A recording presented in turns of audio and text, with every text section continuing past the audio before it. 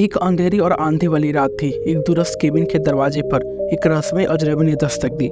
Cabin में एक युवा जोड़ा रहता था, आदित्य और उसकी पत्नी। वे एक रोमांटिक सप्ताह की छुट्टी पर थे।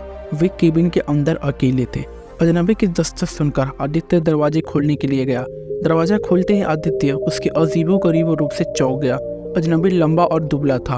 उसकी आंखें गहरी और भयानक थी। वह एक काला कोट और टोपी पहने हुआ था जो उसका चेहरा ढक रहा था। क्या बात है? आदित्य ने पूछा। मुझे शरण दे दो, अजनबी ने कहा। मेरी कार खराब हो गई है और मैं यहाँ से पैदल नहीं जा सकता हूँ। आदित्य हिचकिचाया। वह अजनबी से सावधान हो रहा था, लेकिन उसे दया भी आ रही थी। ठीक है, आदित्य ने कहा, आप अंदर आ सकते हैं, लेकिन सिर्फ एक रात के लिए। अजनबी ने सिर हिलाया और वह केबिन में प्रवेश किया। आदित्य ने दरवाजा बंद कर दिया और अजनबी को लिविंग रूम में ले गया। आप बैठ जाइए, आदित्य ने कहा। मैं आपके लिए कुछ चाय लाता हूँ। अजनबी सोफे पर बैठ गया और आदित्य रिया को चाय बनाने के लिए रसोई में चले गए। रिया अजनबी को देखकर चौंक गई थी। वे भी उससे सावधान हो रही थी। कौन है वह आदमी? रिया ने पूछा। उसकी कार खराब हो गई है, वह रात के लिए यही रहेगा, आदित्य ने बताया।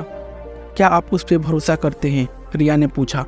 मुझे नहीं पता, आदित्य ने कहा, लेकिन मेरे पास कोई विकल्प नहीं था। आदित्य और रिया ने चाय पी और अजनबी से बातचीत करने की कोशिश की, लेकिन वह बहुत कम बोला। वह बस उनकी बातों को सुन रहा था। रात के खाने के बाद आदित्य और रिया सोने के लिए अपने बेडरूम में चले गए। अजनबी लिविंग रूम में ही सो गया।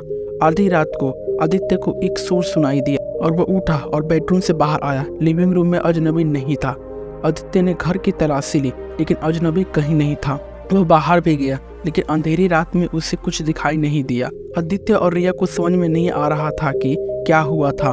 अजनबी कहाँ गया था? क्या वह एक भूत था? अगली सुबह आदित्य और रिया ने केबिन को छोड़ दिया। वे अजनबी से बहुत डरे हुए थे।